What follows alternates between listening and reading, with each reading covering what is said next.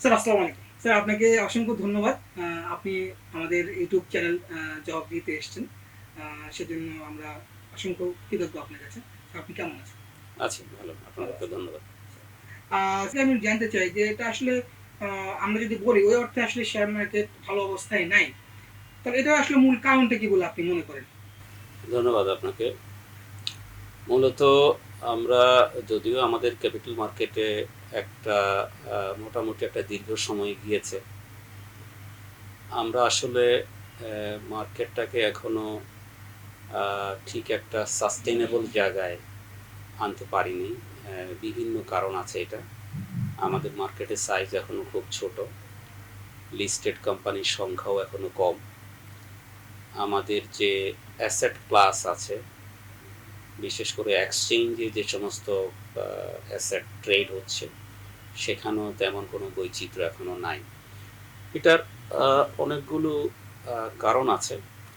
আমরা ক্যাপিটাল মার্কেটের একটু পিছনের হিস্ট্রির দিকে যদি দেখি, আমরা 2000 সনের আগে আবার 2010-এর পরে বড় বড় দুইটা ডিবাকল দেখেছি।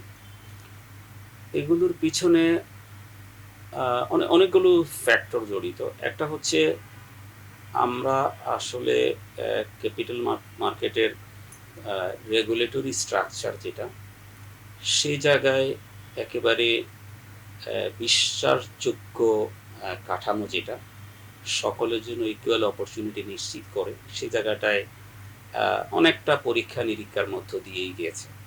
আমরা সেভাবে সেটাকে দাঁড় করাতে পারিনি। এটা একটা ইস্যু।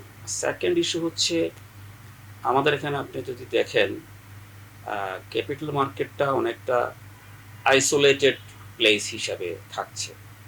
আমাদের দেশে গত 10-15 বছর ধরে যে ডেভেলপমেন্ট হয়েছে, আমাদের ইকোনমিক এবং সোশ্যাল সেক্টরে যে সমস্ত ইন্ডিকেটরগুলো আছে, সেগুলিতে যে গ্রোথ হয়েছে, সেটার সাথে মিলালে ক্যাপিটাল মার্কেটটা আমরা সেই জায়গায় এক্সপানশন করতে পারিনি।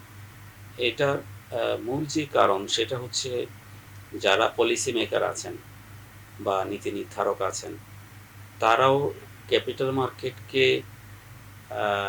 কোয়ালিটেটিভ এক্সপানশন যেটা প্রয়োজন, সেই জায়গায় সেভাবে অ্যাক্টিভলি বিবেচনা করেছেন এটা আমার কাছে মনে হয় না। এটা একটা বিচ্ছিন্নভাবে চলেছে এবং অনেকটা রেগুলেটরি কাঠামোতে যে সমস্ত পরিবর্তনগুলো হয়েছে, আপনি জানেন বড় ধরনের একটা চেঞ্জ হয়েছে এক্সচেঞ্জগুলো যখন ডিমিউচুয়ালাইজেশন হয়, এটা একটা বড় ধরনের পরিবর্তন। সেগুলো অনেকটা হয়েছে আমরা যখন একটা প্রবলেম ফেস করেছি, সেই প্রবলেমটাকে সলভ করার জন্যই কিন্তু আমরা এগুলো টাইম টু টাইম করেছি। মূলত সংকট যখন দেখা দিয়েছে, সংকটগুলো নিরসনের জন্যই কিন্তু আমরা রিঅ্যারেঞ্জগুলো করেছি। গোড়া ধরে এটাকে সাস্টেনেবল করা, এটাকে মূল ইকোনমির সাথে অ্যাটাচ করা, বা এটাকে একটা ফাইন্যান্সিং অল্টারনেটিভ হিসাবে বিবেচনা করা, এগুলো সেভাবে পলিসির মধ্যে আসে না। আমরা এখনও ফাইন্যান্সিংয়ের ক্ষেত্রে, বিশেষ করে কর্পোরেট ফাইন্যান্সিংয়ের ক্ষেত্রে সকল দেশেই কিন্তু আমরা একটা সাস্টেনেবল ফাইন্যান্সিয়াল মার্কেট স্ট্রাকচার বলতে দুইটা বড় ধরনের ক্লাসকে বুঝাই বা গ্রুপকে বুঝাই। একটা হচ্ছে মানি মার্কেট, আর একটা হচ্ছে ক্যাপিটাল মার্কেট। আমাদের ফাইন্যান্সিংটা বরাবরই আমরা মানি মার্কেটের উপর নির্ভর করে কর্পোরেট ফাইন্যান্সিংটা আমরা দিয়েছি। ক্যাপিটাল মার্কেট থেকে যে ফাইন্যান্সিংটা হয়েছে বিভিন্ন সময় বা এখনো হচ্ছে, সেটা টোটাল যে ফাইন্যান্সিং কর্পোরেট সেক্টরে যাচ্ছে তার তুলনায় খুবই কম। আর কম থাকার কারণে এটা একটা ব্যাংকিং সেক্টরের সাথেও একটা মিসম্যাচ হচ্ছে। মূলত ক্যাপিটাল মার্কেটের জায়গা হচ্ছে লং টার্ম ফাইন্যান্সিংয়ের যোগান দেওয়া, আর ব্যাংকিং সেক্টর দিবে মোটামুটি মিড টার্ম বা শর্ট টার্ম ফাইন্যান্সিং। যেখানে দরকার সেখানে ব্যাংকিং সেক্টর ইনভলভ হবে। কিন্তু আমাদের এখানে ব্যাংকিং সেক্টর লং টার্ম ফাইন্যান্সিংও দিতে হচ্ছে, মিড টার্ম শর্ট টার্ম ফাইন্যান্সিংও দিতে হচ্ছে। কারণ ক্যাপিটাল মার্কেট থেকে যে ফাইন্যান্সিং আসছে, সেটা সেখানে দীর্ঘমেয়াদী ফাইন্যান্সিংয়ের জায়গা থাকলেও, দিবার কথা থাকলেও, সেটা প্রয়োজনের তুলনায় অনেক কম হচ্ছে। এটা করতে গিয়ে যে একটা ইমব্যালেন্স কিন্তু আমরা নিজেরাই তৈরি করেছি। সেই ইমব্যালেন্সের ডেফিনিটলি কিছু নেগেটিভ ইমপ্যাক্ট থাকবে। সেটা আমরা বর্তমানে যে আমাদের ব্যাংকিং সেক্টরের যে সমস্ত নেগেটিভ সাইড আমরা দেখছি, যে সমস্ত উইকনেস দেখছি, সেই উইকনেসের অন্যতম একটা কারণ এইটা আমার কাছে মনে হয়।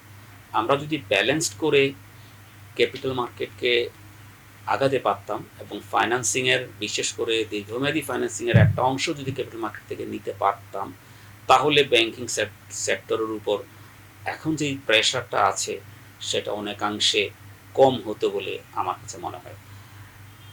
পাশাপাশি আমরা যে ফাইন্যান্সিংয়ের কথা, কর্পোরেট ফাইন্যান্সিংয়ের কথা আমরা যেটা বলছি, সেখানে আমাদের যে কাঠামোগত সংকট আছে বা রেগুলেটরি যে উইকনেস আছে, সেগুলো আমরা সেভাবে কাটিয়ে উঠতে পারিনি। এটা একটা বড় ধরনের সংকট। পাশাপাশি আমাদের ক্যাপিটাল মার্কেটে যে ধরনের অ্যাসেট ক্লাস দরকার, যে ধরনের বৈচিত্র্য দরকার, যে ধরনের ট্রান্সপারেন্ট রেগুলেটরি কাঠামো দরকার, সে জায়গাও বিভিন্ন সময় আমরা ঘাটতি দেখেছি।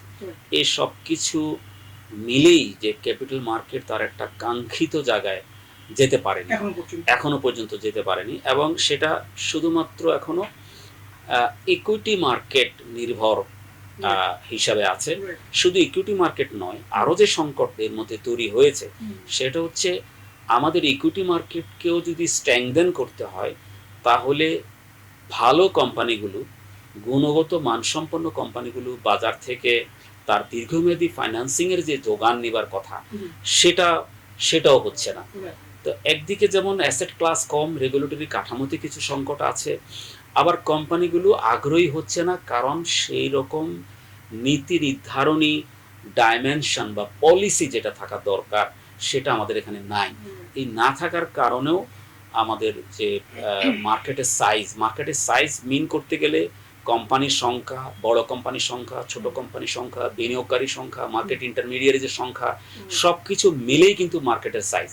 এখন আমি যদি লিস্টেড কোম্পানির সংখ্যা বাড়াতে না পারি, বিনিয়োগকারীর সংখ্যা বাড়াতে না পারি, আমি যদি একটা ট্রান্সপারেন্ট রেগুলেটরি কাঠামো দিতে না পারি, এটা স্বভাবতই মার্কেটের যেই সাইজে যাওয়ার কথা সেই সাইজে মার্কেট যাবে না।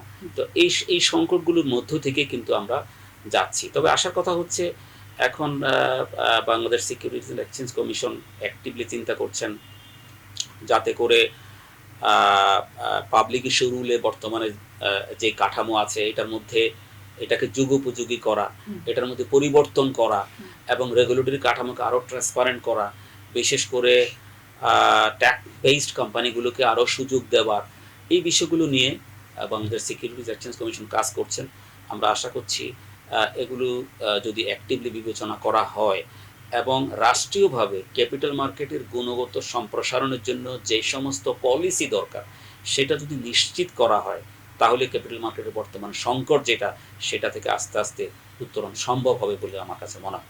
বিষয়টা হচ্ছে, মার্কেটে যারা পার্টিসিপেন্ট থাকবে তাদের সামনে ট্রান্সপারেন্ট রেগুলেটরি কাঠামোর মধ্যে বিজনেস মডেল থাকবে।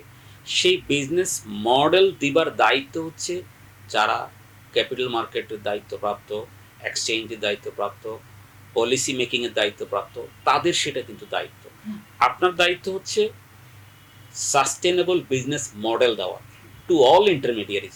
সেখানে প্রফেশনাল ইনভেস্টর থাকবে, সেখানে ব্রোকারেজ হাউস থাকবে, সেখানে বিনিয়োগকারী থাকবে, সেখানে মার্চেন্ট ব্যাংক থাকবে, যার যার রোল সে পালন করবে। এটা এইভাবে বলার সুযোগ নেই যে তার দায়িত্বটা সে পালন করছে না। আমি বরং উল্টাভাবে বলবো, আমাদের কাঠামোটাই সেভাবে টেকসই নয়, যে যার মধ্য দিয়ে বিভিন্ন ক্যাটাগরি অফ ইন্টারমিডিয়ারি যারা আছে তারা তাদের স্ব বিজনেসে উদ্বুদ্ধ হয়ে একটা ট্রান্সপারেন্ট কাঠামোর মধ্যে তার দায়িত্বটা পালন করবে। আমাদের যারা মার্কেটের কাঠামো দিচ্ছেন তাদের দায়িত্ব হচ্ছে সেটা নিশ্চিত করা। সেটা নিশ্চিত যদি আমরা করতে না পারি এবং যেই রেগুলেটরি কাঠামোর মধ্যে তাদের কাজ করতে হবে সেই কাঠামোর মধ্যে যদি সংকট থাকে, তাহলে আসলে আমরা যতই বলি না কেন তার দায়িত্ব সে পালন করছে না, এটা আমি মনে করি অ্যাপ্রোপ্রিয়েট হবে না। এবং সেই উইকনেস আমরা সারাতে যখন চেষ্টা করছিলাম তখনই কিন্তু গত বেশ কয়েক বছর ধরে কোভিড আসছে, দেন পরবর্তীতে বিভিন্ন যুদ্ধ বিগ্রহ বিভিন্ন জায়গায় হয়েছে এবং যুদ্ধ বিগ্রহের ইম্প্যাক্টের ফলে ওভারঅল ইকোনমি, বৈশ্বিক ইকোনমি একটা চ্যালেঞ্জের মধ্যে পড়েছে। বিশেষ করে currency fluctuation, currency reserve, inflation, export earning, এই সমস্ত জায়গায় একটা সংকট গত কয়েক বছরে তৈরি হয়েছে, যেটা তার আগে খুব একটা আমরা ফিল করি নাই, যখন আমরা দেশের জিডিপি 6.5-7% করে গ্রোথ পাচ্ছিলাম কোভিডের আগ পর্যন্ত। তো এরকম একটা সময় গত কয়েক বছর আমরা পার করেছি।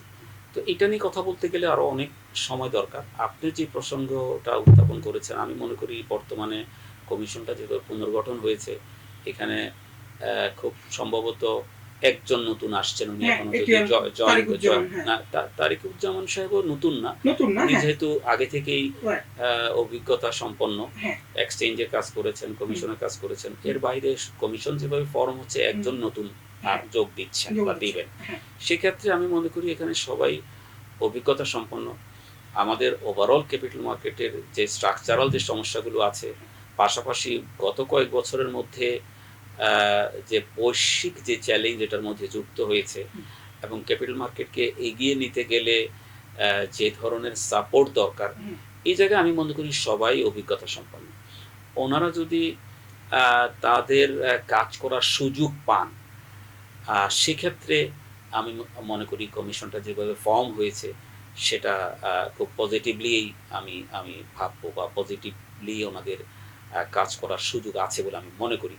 তবে এককভাবে শুধুমাত্র বাংলাদেশ সিকিউরিটিজ এক্সচেঞ্জ কমিশন বা স্টক এক্সচেঞ্জগুলো ক্যাপিটাল মার্কেটের বর্তমান যে ক্রাইসিস আছে, এটা আমি মনে করি না যে এককভাবে উত্তরণ করা সম্ভব। এটা আসলে চিন্তা করতে হবে, যে কথাটা আমি শুরু করেছিলাম, যে আমাদের ওভারঅল ফাইন্যান্সিয়াল মার্কেট স্ট্রাকচারকে স্ট্রেংথেন করতে হবে। সেটার মধ্যে আমাদের ব্যাংকিং সেক্টর সহ মানি মার্কেটে যে ক্রাইসিসগুলো আছে সেটা সমাধান করতে হবে, বা সেটা সমাধানের দিকে আমাদের মুভ করতে হবে।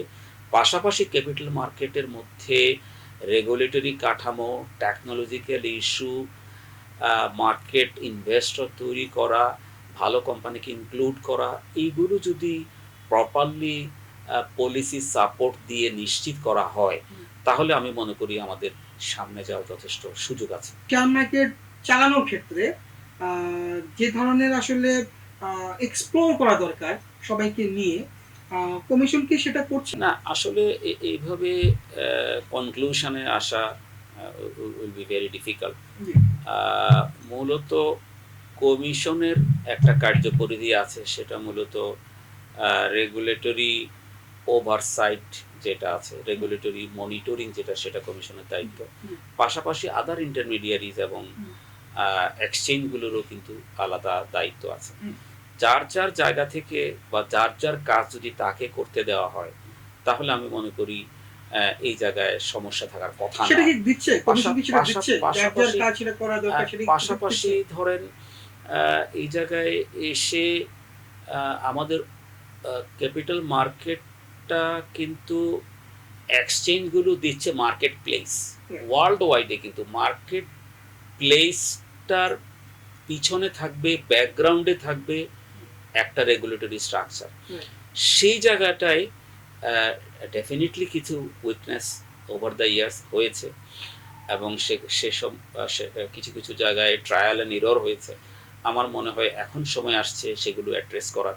এগুলো যদি প্রপারলি দেখা হয় এবং মার্কেট ইন্টারমিডিয়ারিজ, এক্সচেঞ্জ তারা তাদের দায়িত্ব পালন করে, রেগুলেটররা তাদের রেগুলেটরি সুপারভিশন যেটা সেটা নিশ্চিত করেন, এবং পলিসি মেকার যারা আছেন রাষ্ট্রের, তারা যদি বিষয়টা, এটা যে একটা ইম্পর্টেন্ট উইং ক্যাপিটাল মার্কেট যেটা ফাইন্যান্সিয়াল মার্কেট স্ট্রাকচারের, সেটাকে যে সমান তালে এগিয়ে নিতে হবে সেটা বিবেচনা করে যদি আমাদের পলিসিগুলো নিশ্চিত করেন, তাহলে আমি মনে করি কাজ করতে সমস্যা হওয়ার কথা না।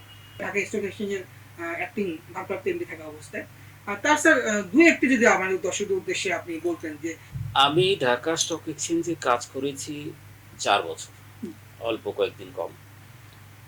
এর বেশিরভাগ সময়ে আমি ছিলাম চিফ অপারেটিং অফিসার, যার মধ্যে শেষের দিকে ১৩ মাসের মতো ছিলাম আমি ভারপ্রাপ্ত এমডি হিসেবে।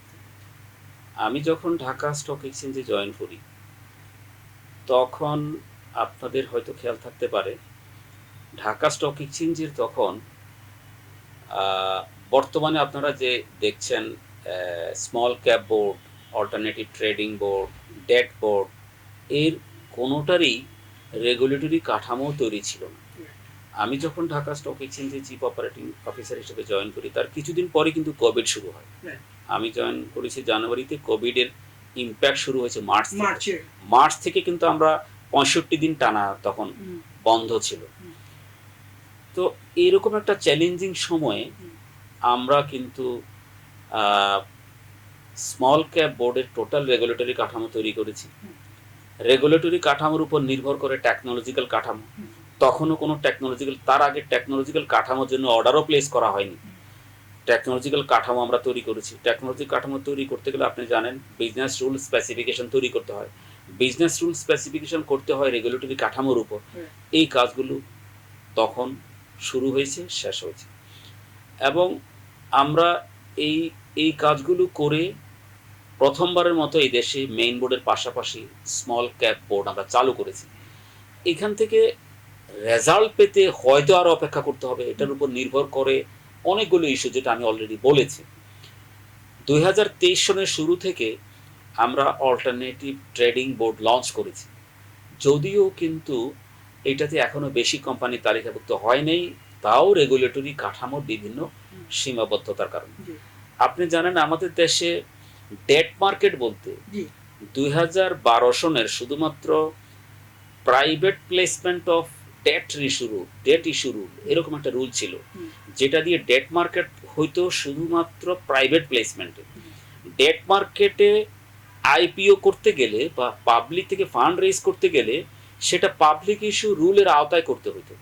আমরা প্রথমবারের মতো কমিশনকে গাইড করেছি, সাজেশন দিয়েছি, একটা যুগ উপযোগী ডেট ইস্যু রুল 2021 তখন হয়েছে। এই কাজগুলো ঢাকা স্টক এক্সচেঞ্জের সুপারভিশনে হয়েছে এবং আমি এই কাজগুলোতে অ্যাক্টিভলি পার্টিসিপেট করেছি, নেতৃত্ব দিয়েছি। পাশাপাশি এই তো গেল আপনার বাজারে আমরা কি সংযোজন করতে পেরেছি এই ক্রাইসিস টাইমের ভিতরে। আমরা স্মল ক্যাপ বোর্ড দিয়েছি, অল্টারনেটিভ ট্রেডিং বোর্ড দিয়েছি, কমপ্লিট ডেট ইস্যু রুল দিয়েছি, এবং সেই ডেট ইস্যু বোর্ড এখন স্বতন্ত্রভাবে চালু আছে। পরবর্তীতে আপনি জানেন গভর্নমেন্ট সিকিউরিটিজকে আমরা ট্রেডেবল করেছি। এই সময়ের ভিতরে কিন্তু এই কাজগুলা হয়েছে। পাশাপাশি আমি যখন ম্যানেজিং ডাইরেক্টরের দায়িত্ব নিই ভারপ্রাপ্ত হিসাবে, তখন একটা অ্যাডমিনিস্ট্রেটিভ কেওস ছিল উইদিন দ্য এক্সচেঞ্জ, যেটাকে আমি একেবারে জিরো টলারেন্সে নিয়ে আসছি, জিরোতে নিয়ে আসছি। ঢাকা স্টক এক্সচেঞ্জ আমি তখনকার সময় বলবো আইডিয়ালি তার ভিতরে যে রিসোর্স আছে সেটাকে অ্যাক্টিভলি কাজে লাগানোর মতো অবস্থানে আনতে গেলে একটা administrative discipline is very important. সেই জায়গাটায় আমি বলবো খুব সাকসেসফুলি কাজটা আমি সম্পন্ন করেছি। পাশাপাশি আপনি দেখেন আমি ঢাকা স্টক এক্সচেঞ্জ লিড করার আগেই ঢাকা স্টক এক্সচেঞ্জের বর্তমানে যে টেকনোলজি কাঠামো আছে, আপনি জানেন দুইটা টেকনোলজি কাঠামো কিন্তু বিদেশি টেকনোলজি প্রোভাইডারদের নিয়ন্ত্রণেই বা বিদেশি ভেন্ডরদের সাপোর্টেই চলছে। মূল ম্যাচিং ইঞ্জিন এবং সেন্ট্রাল অর্ডার ম্যানেজমেন্ট সিস্টেম, এগুলোর মেয়াদ এই 2024 মার্চে শেষ হয়ে যাওয়ার কথা। তখন একদিকে ঢাকা স্টক এক্সচেঞ্জে নতুন যে বিল্ডিং হয়েছে নিকুঞ্জে, মতিঝিল থেকে টোটাল ডাটা সেন্টার শিফটিং এর একটা ইস্যু ছিল। পাশাপাশি এই যে মেইন যে টেকনোলজি প্রোভাইডার তাদের সাথে 10 বছরের চুক্তির মেয়াদ শেষ হয়ে যাচ্ছিল। এটাকে স্ট্র্যাটেজিক্যালি এক্সটেন্ড করা, এবং এক্সটেন্ড করতে গেলে এটার যে প্রসিডিউর, তার ইন্টারনাল প্রসিডিউর, বিভিন্ন কমিটির অ্যাপ্রুভেল, বোর্ডের অ্যাপ্রুভেল, কমিশনকে কনভিন্স করা, এই টোটাল কাজটা কিন্তু আমি একটা খুব হেফাজত সময়ের মধ্যে হুম। টেক আপ করেছি। এবং আমি যখন এমডির দায়িত্বে ছিলাম তখনই কিন্তু এগুলো লাইন আপ হয়েছে এবং সকল পক্ষ ইনক্লুডিং টেকনোলজি প্রোভাইডার তারাও কিন্তু সন্তুষ্ট চিত্তে এবং বোর্ডের যারা সদস্য ছিলেন তাদের পার্টিসিপেশনের মাধ্যমে আমরা কিন্তু খুবই টেকনিক্যালি স্ট্র্যাটেজিক মুভ করে আমরা এই টেকনোলজিকে 3 বছর এক্সটেন্ড করেছি। রেগুলেটরি কাঠামো নিয়ে কাজ করতে হবে, এক্সচেঞ্জগুলোর অ্যাসেট ক্লাস বাড়ানোর ব্যাপারে কাজ করতে হবে, বিনিয়োগকারীদেরকে ট্রেন করা সহ মার্কেটে যাতে তারা পজিটিভলি ভূমিকা রাখতে পারে এগুলো নিয়ে কাজ করতে হবে। পাশাপাশি খুবই গুরুত্বপূর্ণ যে বিষয়টা সেটা হচ্ছে বর্তমানে যে অ্যাসেট ক্লাস আছে শুধুমাত্র ইকুইটি, সে ইকুইটি বাদ দিয়ে আমরা যেমন চিটাগাং স্টক এক্সচেঞ্জ থেকে আমরা অলরেডি কমোডিটি ডেরিভেটিভস চালু করার জন্য আমরা আমাদের টেকনোলজি প্রোভাইডারের সাথে অলরেডি কনক্লুড করেছি, তাদেরকে আমরা অর্ডার প্লেস করেছি, সেটা অলরেডি ইমপ্লিমেন্টেশন স্টেজে আছে। আমরা আশা করছি আগামী 6-7 মাসের মধ্যে আমরা পূর্ণাঙ্গভাবে একটা কমোডিটি ডেরিভেটিভস এক্সচেঞ্জ পাবো। পাশাপাশি চিটাগাং স্টক এক্সচেঞ্জ থেকে আমরা একই টেকনোলজিক্যাল কাঠামোর ভিতরে ইকুইটি ডেরিভেটিভস নিয়েও কাজ করছি, যাতে করে আমরা টোটাল যে টেকনোলজি আমাদের 3জন ভেন্ডরের সাথে আমরা টেকনোলজি নিয়ে কাজ করছি, একটা হচ্ছে ম্যাচিং ইঞ্জিনের প্রোভাইডার, একটা হচ্ছে সেন্ট্রাল ওএমএস এর প্রোভাইডার, আর একটা হচ্ছে রিস্ক ম্যানেজমেন্ট সিস্টেম। আপনি জানেন কমোডিটি করতে গেলে ডেরিভেটিভস যখন করতে যাই তখন কিন্তু রিয়েল টাইম রিস্ক ম্যানেজমেন্টের ইস্যু আছে, সেখানে তার জন্য সেপারেট সিসিপি সিস্টেম প্রয়োজন। আমাদের যেহেতু সিসিবিএল গঠন হলেও সেটা আসতে দেরি হচ্ছে, আমরা চিটাগাং স্টক এক্সচেঞ্জ থেকে সেই দিকটাও অ্যাড্রেস করে যাতে করে কমোডিটি ডেরিভেটিভস সময় মতো আমরা বাজারে আনতে পারি। পাশাপাশি কমোডিটি ডেরিভেটিভস যখন আসবে তখন একই টেকনোলজি দিয়ে আমরা ইকুইটি ডেরিভেটিভসও বাজারে প্রচলন করতে পারবো। সেক্ষেত্রে আমাদের শুধুমাত্র কিছু রেগুলেটরি কাঠামো নিয়ে কাজ করতে হবে। তো এগুলো নিয়ে অ্যাক্টিভলি এখন আমি কাজ করছি এবং আশা করছি এগুলো যদি বাস্তবায়ন করা যায় এটা একটা মার্কেটে ভ্যালু এডিশন হিসেবে থাকবে। মানে চিটাগাং স্টক এক্সচেঞ্জের এমডি হিসাবে কি করতে গিয়ে কি কোনো বাধার সম্মুখীন হচ্ছেন, যেটা ডিএসসিতে হলে আপনি ইজি ওয়েতে করতে পারতেন? অ্যাকচুয়ালি চিটাগাং স্টক এক্সচেঞ্জের কাঠামোটা কিছুটা ছোট এই সেন্সে, কারণ ঢাকা স্টক এক্সচেঞ্জের number of brokers, number of listed company এগুলো অনেক বেশি। চিটাগাং স্টক এক্সচেঞ্জের এক্সক্লুসিভলি অল্প কিছু সংখ্যক ব্রোকারেজ হাউস আছে, বেশিরভাগই বড় বড় ব্রোকারেজ হাউস ইনস্টিটিউশনাল, তারা ঢাকা স্টক এক্সচেঞ্জের ব্রোকার হিসাবেও কাজ করছে। এতে করে যেটা হচ্ছে ক্রাইসিস, সেটা হচ্ছে over the years Chittagong stock এক্সচেঞ্জের টেকনোলজিতে একটা লিকুইডিটি ক্রাইসিস আমরা সবসময় ফেস করছি। সেই লিকুইডিটি ক্রাইসিস দূর করার জন্যই চিটাগাং স্টক এক্সচেঞ্জ থেকে আমরা ঢাকা স্টক এক্সচেঞ্জ যে এরিয়াতে কাজ করছে সেই এরিয়ার বাইরে গিয়ে কিছু অবদান রাখা যায় কিনা সেদিকে কিন্তু আমরা কাজ করছি।